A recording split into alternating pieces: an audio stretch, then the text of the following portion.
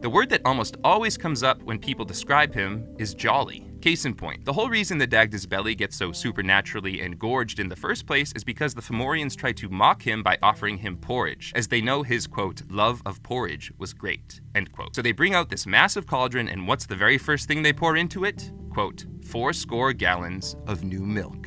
End quote. Then they add meal and fat and goats and sheep and swine and boil it all up, but instead of scoffing at this concoction, the Dagda eats the whole freaking thing, just to have a laugh and beat them at their own game. Shortly after that, there's this scene where the Dagda's trying to make love, but he's too full and his belly's just too big, and it's all just very playful and silly. Also, much earlier in the text, there's a story about the Dagda having to give up the 3 biggest portions of all of his meals, so he loses a bunch of weight, and when his son Angus, aka the Macog, sees him, he's like, hey, why do you look so awful? So there's this expectation around the Dagda that he should always have a big belly. And unlike the other gods, as Ellis notes, he's allowed to have a big